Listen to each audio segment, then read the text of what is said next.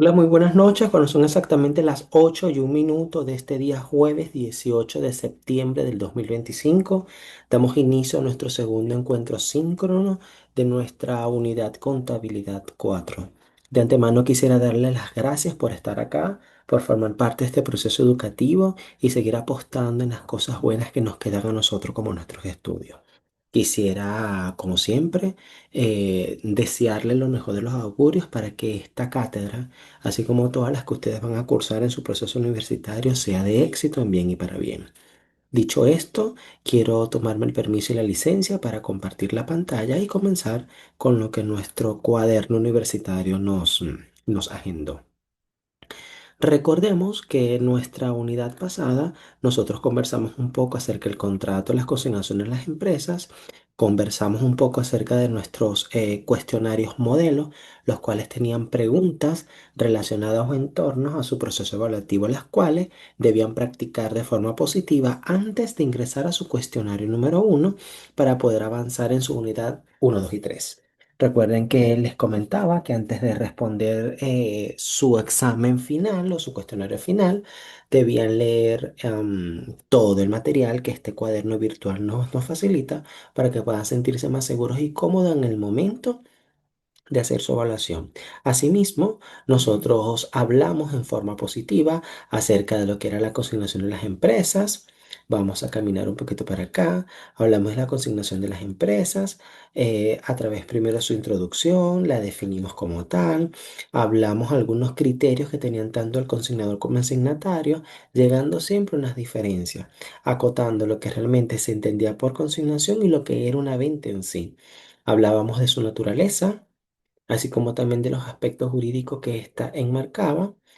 Repasamos y hablamos acerca de estos registros contables que tenían 5 pasos, pasos que vamos a recordar en este momento, pues según el profesor Loaiza, en el año 2016 expresa que estos asientos por lo general cumplen este formato. Primeramente, destinado a contabilizar la recepción de las mercaderías por la venta. Seguido, el asiento destinado a contabilizar la venta de mercaderías realizadas por esta. El siguiente asiento destinado a contabilizar los gastos efectuados a nombre o por cuenta del consignatante. El siguiente asiento está destinado a contabilizar el acuerdo o la liquidación remitida por este al consignante. El importe de la comisión acordada, incluyendo los impuestos, pues emite factura. Y la remesa de dinero obteniendo por las ventas los menos gastos. Y el quinto asiento está relacionado a contabilizar el impuesto a las transacciones que origina por la comisión ganada. Recuerdo que les decía en la clase anterior que fijaran y estuviesen muy atentos con esta guía, este formato, estos pasos, porque son los que ustedes van a requerir para su ejercicio práctico. También nosotros hicimos un repaso acerca de lo que era la liquidación de transacciones de venta por mercancía y consignación y hablábamos en torno a estos asientos. Yo les comentaba de que ustedes deben fijar, centrar, tener claro, estar consciente de que este formato que tienen acá es el mismo que ustedes pueden llenar o van a dar como copia o van a replicar con los asientos que le deje el ejercicio en su evaluación como tal. Y no es más que una relación basada entre los ingresos, en este caso, las ventas del contado y las ventas a crédito, totalizando la suma de los dos.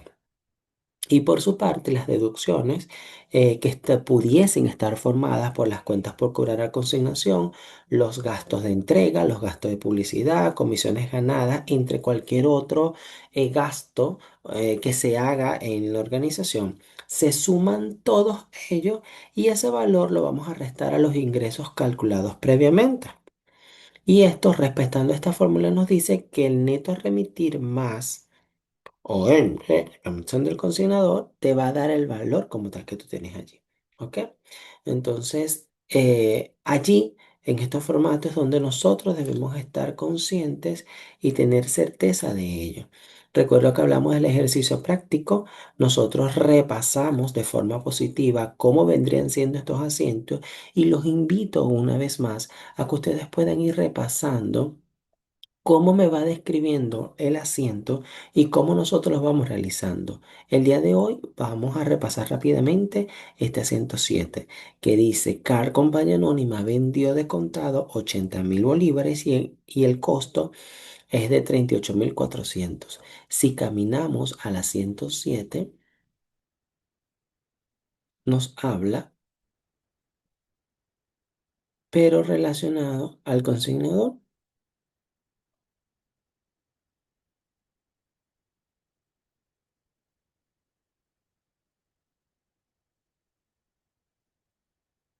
Y una vez realizado es donde nosotros podemos hacer nuestro resumen, que aquí al final lo tenemos, que el que conversamos hace rato, solo tuvimos ventas al contado, no tuvimos ventas a crédito y esto nos da un total de 205.000 bolívares.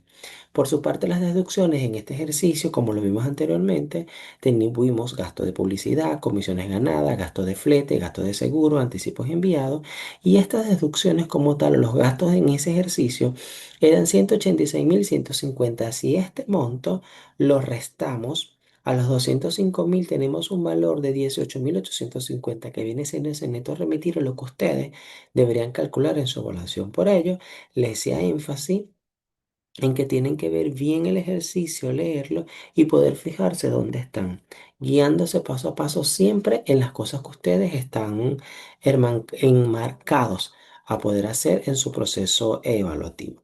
Dicho esto, vamos a darle continuidad a la unidad 2, una vez repasado esta unidad 1 vista la semana pasada. El día de hoy, nosotros vamos a conversar acerca de las ventas a plazo en las organizaciones. Y esta, guiándonos por el concepto o la definición que el profesor Catacora nos regaló en el año 2018, dice que estas no son más que las ventas de bienes muebles e inmuebles por las cuales se hace una serie de pagos iguales durante un periodo de semanas, meses o años.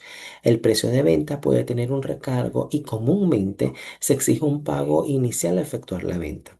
Los plazos establecidos en un contrato solo se cumplen a tiempo con todos los plazos pactados.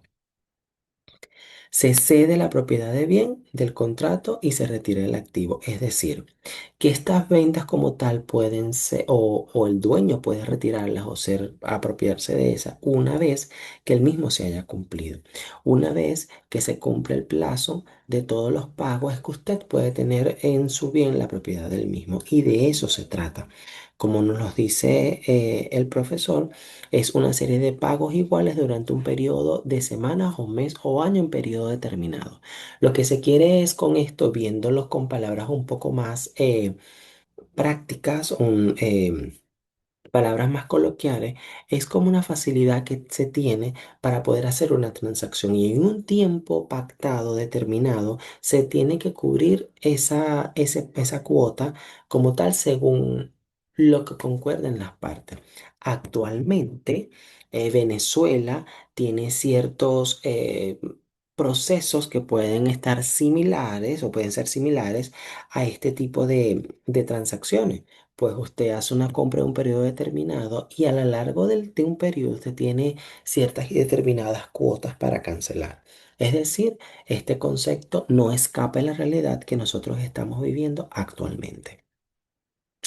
Estos actos de comercio, vistos por una gráfica, se pueden visualizar de la siguiente forma. Y antes de poder leer la misma, a mí me gustaría que ustedes pudiesen centrar que el graficar a veces nuestra teoría nos permite sentirnos un poco más seguros y confiados de dónde nosotros vamos a caminar o dónde nosotros vamos a estar. El estar a veces guiados por un proceso visual también te da la seguridad y la certeza de tu avanzar en forma positiva. Ejemplo de ello, las ventas a plazo no es más que un acuerdo entre el vendedor y el comprador, lo cual se conlleva o parte o te permite tener un proceso inicial. lo que conlleva o hace que en lo sucesivo se puedan tener pagos periódicos, lo que nosotros decíamos que vendría siendo en un periodo determinado. Estos pagos o el saldo restante, en este caso el saldo pendiente, como dice la gráfica, puede tener dos opciones. La primera, que se le calculen intereses según lo que se pacte entre las partes, o que simplemente se cancele la parte que queda pendiente sin interés alguno. Y eso sería ganancia o beneficio para las partes y solo si llegan a ese acuerdo. Entonces, para usted poder llegar a un pago fraccionado o un pago a plazo, a cuotas o como se convenga, usted tiene que tener principalmente un acuerdo, una venta, un pago pactado, el cual está seccionado por diferentes periodos para poder cumplir con el mismo, el cual anteriormente tiene que tener un cobro inicial que le da la apertura a que eso se genere entre el comprador y el vendedor para que pueda realizarse la venta de pago. Como ya lo vimos de izquierda a derecha o de derecha a izquierda, siempre se debe respetar el pago en los periodos y se debe poder pactar esta información cuando el vendedor y el comprador pueden tener pagos periódicos en un tiempo determinado. ¿Sí? Las características que pueden tener estos plazos, vistas grosso modo, es un tipo de venta cuyo pago se hará en bonos periódicos efectuado durante un plazo prolongado, lo que conversábamos ahorita. El contrato condicional de venta estipula que la propiedad del artículo vendido no pasará al comprador mientras no se haya efectuado todos los pagos. Secciones anteriores conversábamos que para que usted pueda ser el dueño total de ese bien o servicio, usted debe cancelarlo completamente. Esas son una de las condiciones de este tipo de pactos o contratos o convenios que se hacen cuando se intercambia un bien. El empleo de documentos garantizados por una hipoteca de bienes inmuebles sobre el artículo que se vendió. Aumenta el riesgo del vendedor debido a los plazos de los cobros. Las ventas a plazo están sujetas a pérdidas y gastos mayores que ventas regulares. Es decir, que el mismo hecho ahorita con el tema acá nacional que tenemos por el cambio de las diferentes tasas, quizá si no se calcula o no se proyecta bien esos plazos a pagar y si no se hizo con intereses, pueda suceder que el vendedor caiga en este rubro, pues lo que pagó o lo que esté recibiendo como pago no se ajuste a la realidad del bien en un momento determinado. Es por ello que usted como profesional en el área debes tener certeza, puedes asesorarte y estar seguro a la hora de dictaminar o de seleccionar, indicar un monto a pagar, pues debemos considerar todas estas variantes, todas estas fluctuaciones y vaivenes económicos que el proceso financiero actual nos demanda y que nos aleja o alejaría a nuestro cliente a tener una pérdida en su venta. Se exige cancelación de una inicial al momento de realizar la tramitación, que era lo que veíamos en esa gráfica anterior, y la mercancía recuperada se vende luego a precio que se pueda, a fin de compensar al vendedor por los bonos no cobrados y los gastos de recuperación. Es decir, si por algún momento usted no se le dio la transacción y usted tuvo que hacer una que otra actividad posterior a que usted recupere el bien ya que vendió, valga las cuotas a pago que se hicieron por una transacción quizás no completa, usted puede vender ese bien al costo que usted quiera, al monto que usted desee, si solo si le permite recuperar parte de esa inversión. Entre los factores que deben considerarse, lo que les hablaba segundos atrás, para que las partes puedan quedar en un bien, tenemos la obsolescencia del mal estado de la mercancía recuperada, el alto costo de su recuperación, los elevados gastos administrativos y de cobranza, el aumento en las cuentas incobrables y la vida útil del artículo que puede ser más corta del plazo para pagarlo. Es decir, todas estas características que nosotros tenemos acá deben ser consideradas al momento de vender un bien y o en el momento que se recupere el mismo. Pues cuando usted recupera un bien que no fue cancelado del todo, usted debe considerar si el mismo tiene una vida útil que le permita ser vendido en un tiempo determinado. Usted debe considerar el gasto que conlleva el trámite de la cobranza que esto tiene o en su defecto cuánto cuesta la recuperación del mismo para poderlo vender y si esto puede ser equivalente con la vida útil que pueda llevar. Entonces, nosotros como profesionales en esta área y capacitados para poder evaluar y ver de forma positiva estas transacciones, debemos estar conscientes de estas características para dar respuestas extremadamente oportunas. Para tratar de cubrir estas pérdidas, realmente deben tener en cuenta las siguientes normas. La primera, la cuota inicial debe cubrir el costo de recuperación u obsolescencia que sufre el bien durante los primeros plazos. Es decir, ese pago inicial que nosotros conversábamos en aquella gráfica y que se señala constantemente en los textos debe cubrir el costo de depreciación u obsolescencia del bien para que usted no tenga daños o pérdidas a futuro. Los periodos de plazo y otros no deben ser mayores a un mes, es decir, que usted tiene que tener un periodo preciso para que eso se lo cancelen, para que la inflación, las fluctuaciones y cualquier otro tipo de factores externos que interfieran económicamente en ellos no afecten en su proceso. Los pagos periódicos deben cubrir la reducción de precio que va experimentando el objeto vendido y el plazo total para la cancelación no debe exceder la vida útil del bien. Es decir, estos pagos o estos plazos que se le dan para poder cubrir o sanar esta necesidad jamás pueden ser mayor a la vida útil. Pendiente con esto, que también puede ser una pregunta para examen.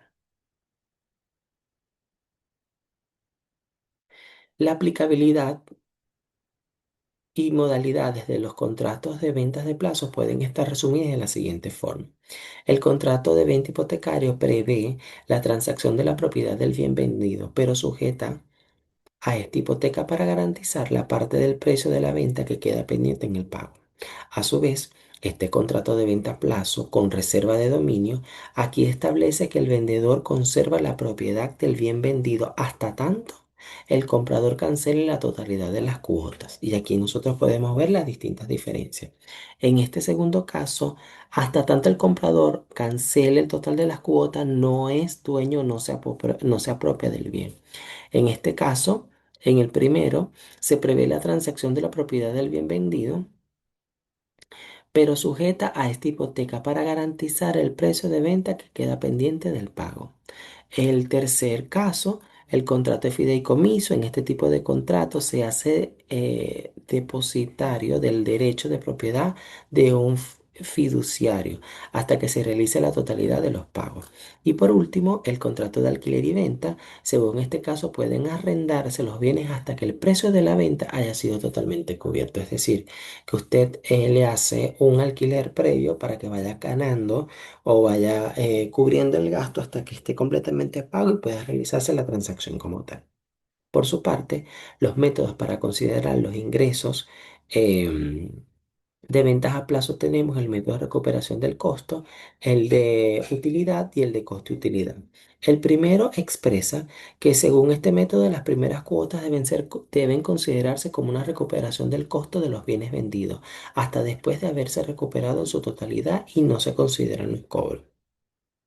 Lo que hablábamos anteriormente, tienes que tener en cuenta que cuando haces tu cobro inicial debe cubrir una gran parte del costo o la depreciación de ello para que no sufra el bien y no sufra el proceso administrativo que se está haciendo. El segundo caso, la recuperación de la utilidad, no es más que las primeras cuotas se consideran para la utilidad y luego al cubrir esta utilidad en su totalidad, los próximos cobros se consideran para el costo, es decir, los primeros usted va a cubrir el monto total de la utilidad y usted se siente seguro bajo el cálculo previo que hizo, y los pagos subsiguientes son destinados únicamente para cubrir el costo del mismo. Y por su parte, el método que dentro de muchas otras formas combina ambas partes dice lo siguiente. Según este método, de los cobros efectuados en este periodo, una porción estará destinada a recuperar el costo de porcentaje y la otra estará destinada en el estado de ganancias y pérdidas. El siguiente indica que las pérdidas o ganancias en venta en base a los cobros realizados dentro de cada periodo económico, las cuales se repartirán proporcionalmente entre el costo y la venta y la utilidad bruta de las ventas.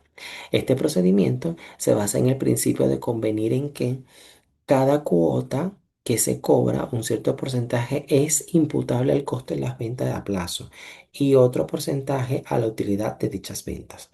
Estos porcentajes se calcularán lo más racionalmente posible luego con los estudios comparativos de los precios de costo y los precios de venta. Es decir, que previo a los análisis que se hagan para la venta de un bien o un servicio, un proceso contable, un proceso escrito, una estructura detallada, usted puede decidir cuál método le sale mejor, qué método va a aplicar para que la empresa y la venta como tal pueda ser siempre a favor de las partes.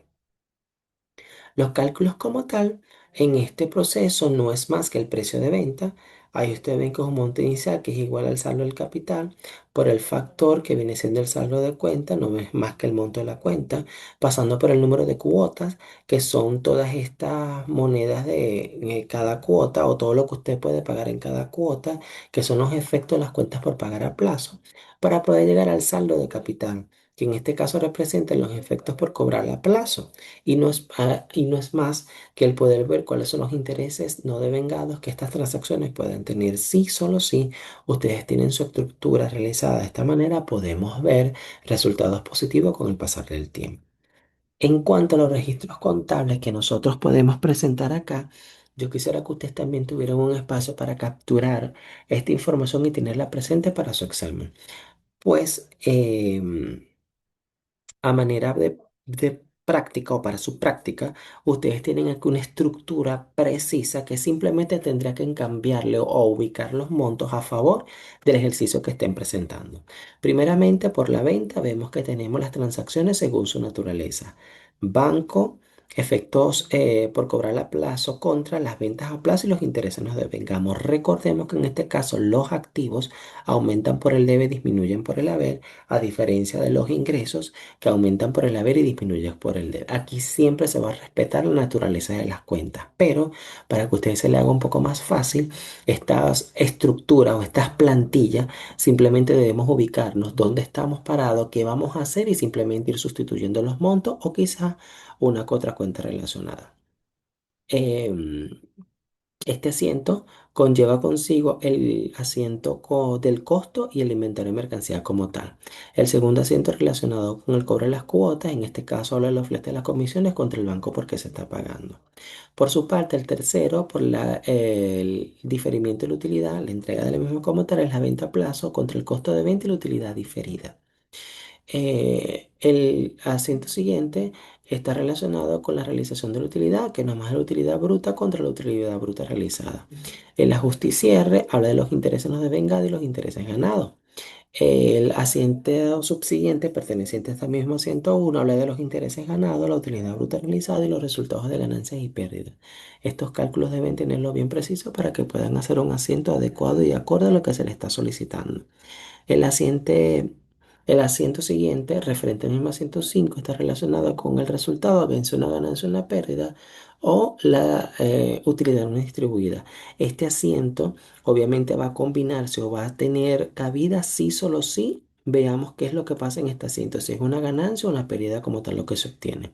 El asiento 6 es la recuperación en el mismo ejerciendo la venta, pero teniendo en cuenta que vamos a registrar la venta, el inventario de bien recuperado, los intereses no devengados y el egreso por contratos incumplidos, de darse el caso, ¿ok?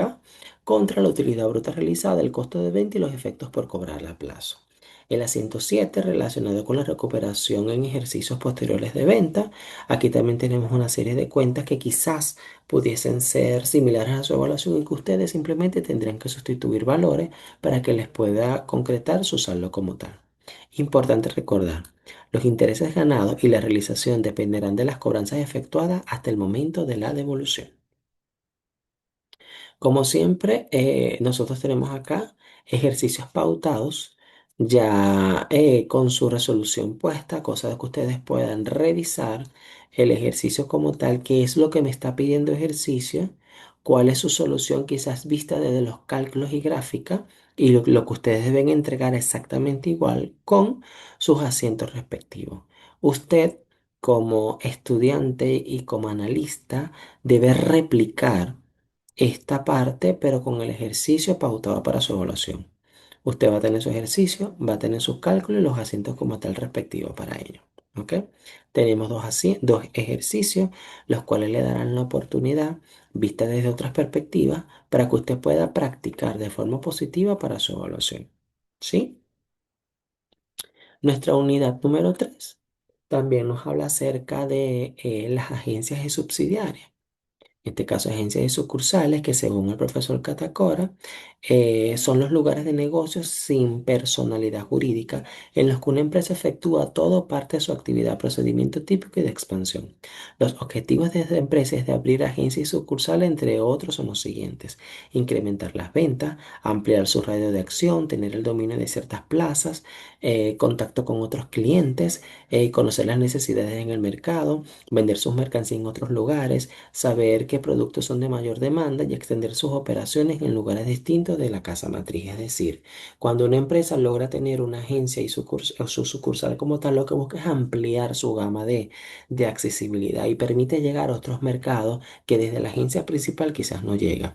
Y en estas sucursales permiten tener la captación de clientes y por su parte poder ser prestigioso en un mercado, pues al dominar un área, al dominar un mercado, un target como tal, este se sumará mucho más y tendrán resultados más positivos. La definición, ahora vista desde la profesora Loaiza, expresa que son agencias de una sociedad, perdón, sus establecimientos de comercio cuyos administradores carezcan de poder para representarla. Las características de una agencia como tales: tiene persona jurídica propia, normalmente distribuyen productos de diferentes marcas y fabricantes, cobran comisiones por las mercancías vendidas, importante, cobran comisión por las mercancías vendidas y esto viene siendo parte de sus ingresos principales y el cual deben ser registrados en su momento oportuno. No mantienen inventario, colocan pedidos, además de efectuar cobranzas y remitir el efectivo a la casa patriz. Es decir, todo lo que ellos puedan obtener, todo lo que ellos puedan percibir, tiene que ser remitido a la casa matriz, que es quien centraliza la información o en su defecto la contabiliza, en otras palabras. La definición de una sucursal, según Loaiza, son los establecimientos de comercios abiertos por una sociedad dentro o fuera de su dominio, para que el desarrollo de los negocios sociales o parte de ellos, administrados por mandatarios con facultades para representar la sociedad. Sus características jurídicamente son una extensión de la casa matriz, es decir, dependen de ello. Fiscalmente se consideran que el contribuyente ha abierto un nuevo local, por lo que es necesario representar el correspondiente aviso de registro federal a los contribuyentes. Es decir, el hecho que tengas una sucursal no te exime de que puedas cumplir con ella como una persona jurídica independiente. Efectúa su propia facturación, esto es lo que nos permite em, justificar, centrar o apoyarnos en las palabras anteriores, y a su vez tienen el local propio. Por lo general tienen inventarios y de acuerdo con sus características pueden o no llevar una contabilidad propia, y en todos los casos lo más sano, lo más acorde es que sí se lleve una contabilidad propia, porque de esta manera usted puede dar certeza si una sucursal es rentable o no. Usted puede a través de ella saber si esta sucursal vende cuál o qué producto.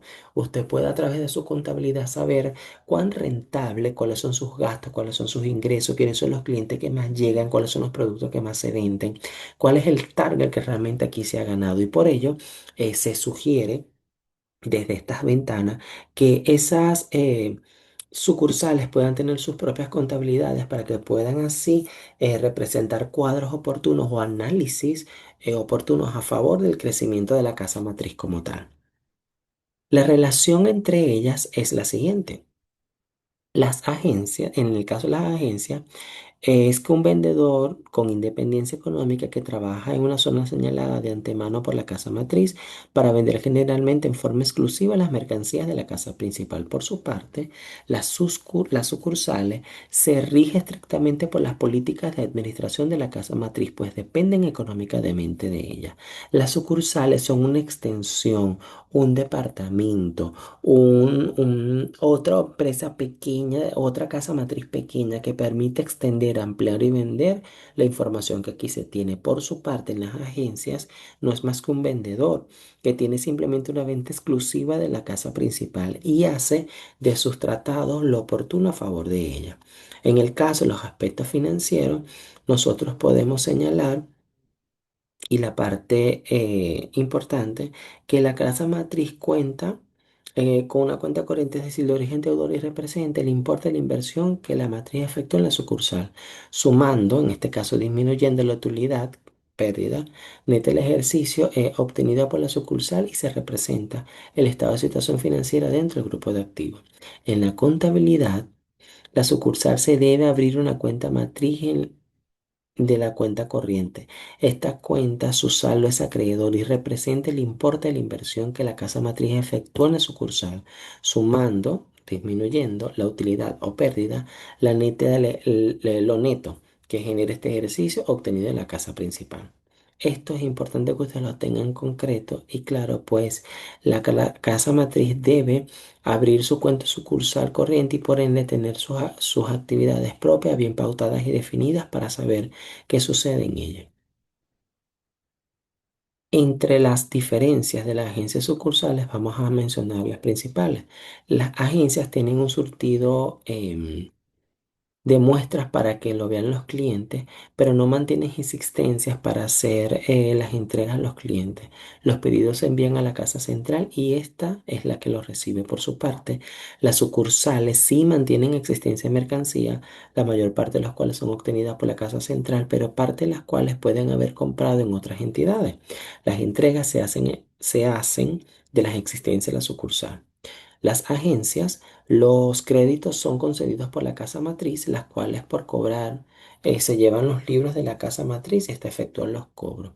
En cambio, la sucursal, los créditos son concedidos por ella misma, las cuentas por cobrar se abren en los libros de la sucursal y se efectúan los cobros por ella. Es decir, ellos mismos llevan su control de qué es lo que se está vendiendo, cobrando y pagando a favor de poder entregar sus cuentas y saldar de monto con nuestra casa matriz. Los métodos de contabilización, en este caso, podemos decir de que tienen al costo, que es el más usual y sencillo, el precio arbitrario o intermediario entre el costo y el precio de venta. Este es el método que se utiliza con el fin de que el gerente de la sucursal no se dé cuenta del costo de la mercancía vendida y por lo tanto de las utilidades. Y el precio de venta, este método facilita un inventario continuo de mercancías de la cual al precio de venta y proporciona así una comparación automática de las mercancías que impedirá y descubrirá los descuidos de los posibles fraudes. Las conciliaciones y los registros, así como en los modelos anteriores, aquí nosotros vemos que puede ser el libro, la conciliación por la casa central y que puede ser los libros por la agencia. Palabras más, palabras menos, estos son formatos, guías, estructuras, plantillas que te permiten saber qué puedes hacer la casa central o en este caso la agencia en un momento determinado, como por ejemplo la casa central crea sucursal enviando el efectivo para que se inicien sus operaciones. Usted aquí debe simplemente pararse en el contenido, en la característica y saber qué asiento aplicar. De esta manera, usted va a tener la certeza de poder hacer su cálculo de forma positiva. Ejemplo de ello. La Casa Central envía una muestra a la agencia de venta. La Casa Central, por su parte, hace el siguiente asiento. Muestra a la agencia X, porque es el ejemplo, contra inventarios de mercancía. Una va por el debe y la otra por el haber. Por su parte, en el libro de las agencias de venta no hay libro porque las agencias no llevan contabilidad. Si lo vemos, es completamente fácil de hacer una respuesta que deben colocar. Lo mismo sucede con la siguiente asiento. Simplemente cuando se hacen estos primeros asientos, son ejemplos de prueba. Usted no va a tener ningún asiento en el libro de las agencias en estos casos porque ellos no llevan contabilidad como tal. Por su parte, la contabilización de las operaciones, las casas entre las agencias con las ventas es la siguiente. La Casa Central crea sucursal enviando el efectivo para que se inicie sus operaciones. La sucursal X se le envió dinero y sale del banco.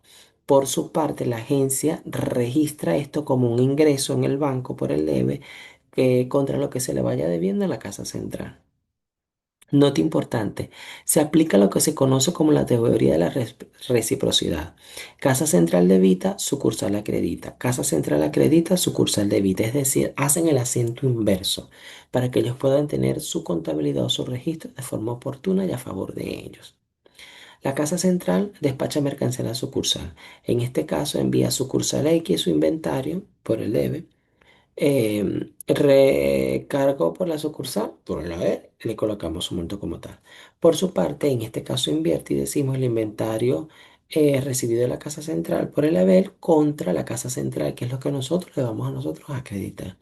Y así sucesivamente, ustedes van a ir viendo dónde no se van realizando asientos porque no lo amerita el ejercicio o si lo van haciendo según lo que los resultados les van dando. Esta plantilla es importante para su proceso evaluativo, ¿ok? Aquí nosotros ya vimos ejercicios prácticos, tenemos los temas de las inversiones permanentes, las cuales dependen completamente de la casa matriz y están completamente controladas, porque son empresas y son sus filiales. Em, Tenemos su combinación de negocio que según Loaiza se presenta como una entidad jurídica que adquiere parte o total de otra entidad jurídica que se le da el nombre de fusiones. Es decir, que una empresa puede absorber a otro, puede fusionarse a ella con la intención de que éstas puedan ampliar de forma positiva sus transacciones y ellas puedan ganar en partes iguales a favor de ella. Según Loaiza, estas se pueden clasificar de la siguiente manera: combinación vertical, horizontal, en conglomerado, fusión, control, compra de acciones, influencia nula o influencia significativa. Según la característica que lleguen los accionistas o dueños de la empresa, cada una de ellas puede aplicarse en un momento, un periodo determinado. Aquí, muchachos, podemos ver otro ejemplo de lo que aquí se habló, de lo que aquí se pidió partiendo de un enunciado como tal para poder responder lo mismo. Es importante que practiquen con esto que ellas tienen sus resoluciones hechas para que puedan guiarse de forma positiva a ello. Son completamente fáciles, solo deben leerlo de forma positiva y hacer uso de la teoría que aquí se dicta. Quisiera, antes de que la clase terminarla, hacerle eco de que nosotros tenemos hasta el 1 de octubre para entregar esta evaluación. Si usted te la entrega antes, sería extremadamente bien, pues así usted no tendría que tener la ansiedad por si hay una suspensión de energía eléctrica, por si usted su trabajo se ocupó o tuvo otra actividad externa que hacer y no le dio chance de entregar el día 1. Si usted lo entrega antes de esa fecha, sería extraordinario, pues de esta forma usted puede estar más tranquilo. Bajo este parámetro, nosotros tenemos nuestras instrucciones, el cual está basado justamente en el núcleo temático número 3 y se deben aplicar sus procedimientos. Se le sugiere de que usted pueda tener una lectura adecuada, apropiada y justa a favor de lo que se va a evaluar para que usted tenga concreto lo que realmente tiene en su proceso. Aquí están las recomendaciones previas para ello.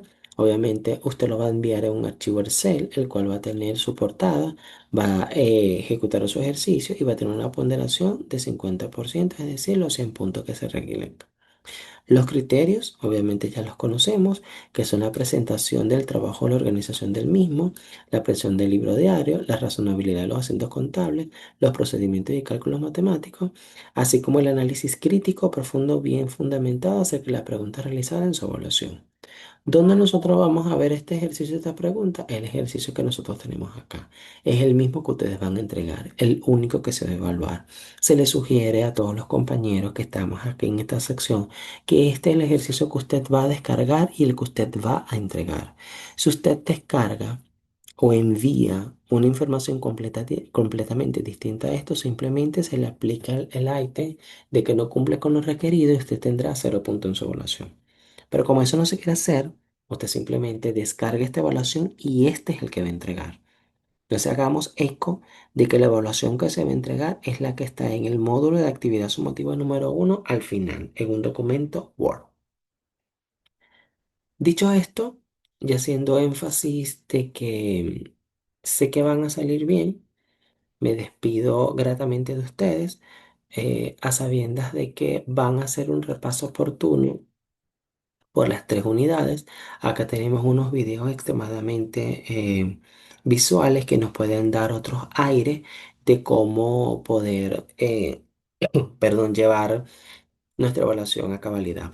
Recuerden que aquí en esta actividad sumativa número 1 de la unidad 3 ustedes pueden tener o encontrar su evaluación como tal para poderla resolver y la que van a enviar antes del día 1.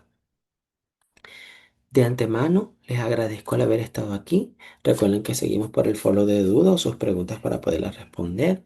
Muchísimo éxito. Nos vemos en nuestro próximo encuentro ya para poder hacer la evaluación como tal.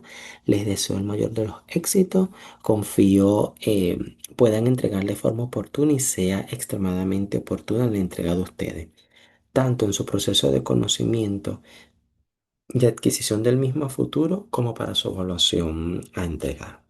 Mil bendiciones, que Dios los acompañe y nos estamos viendo por este medio. Cuídense mucho. Hasta una próxima entrega.